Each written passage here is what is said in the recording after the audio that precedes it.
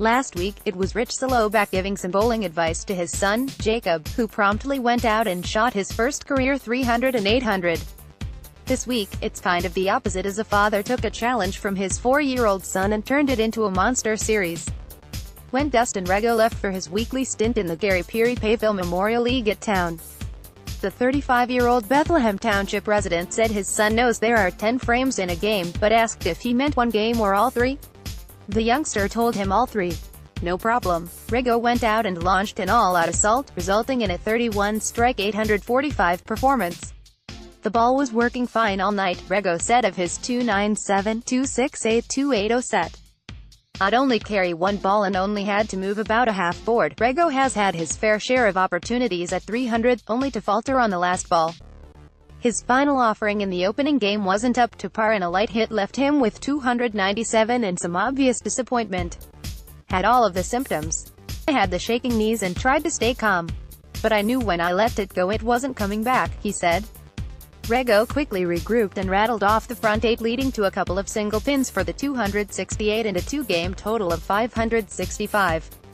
I didn't add it up and I was having a few drinks and just having fun. I had a strike spare and took it off the sheet, he said.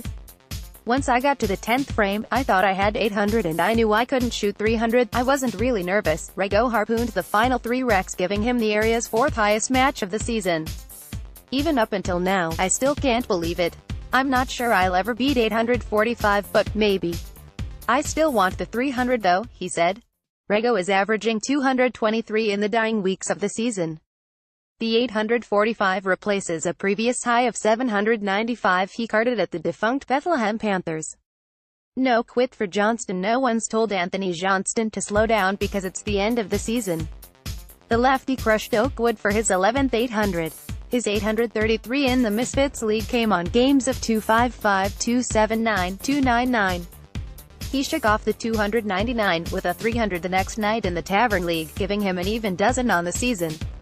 It's the second time he's reached 12 over a winter season, with his first back in 2008-09. He trails the area's all-time leader Brent Ishak, who shot 15,300s during the 2015-16 campaign.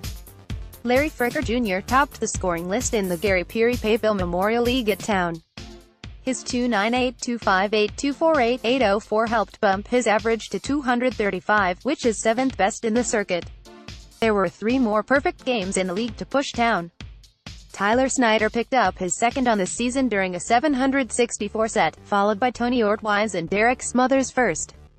Back across the Delaware at Oakwood, Adam Zimmer racked up his second 300 and Tim Billies jumped into the sole possession of second, behind Johnston, nabbing his 4th perfecto. Tim Roof dropped a 300 to 745 effort at Nazareth Holy Family, giving the area 181,300s with a few weeks left. It's the club's 7th 300 of the year.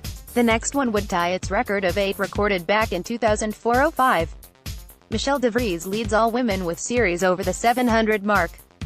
Last week, she tacked on her 14th with a 708 in the Misfits League at Oakwood.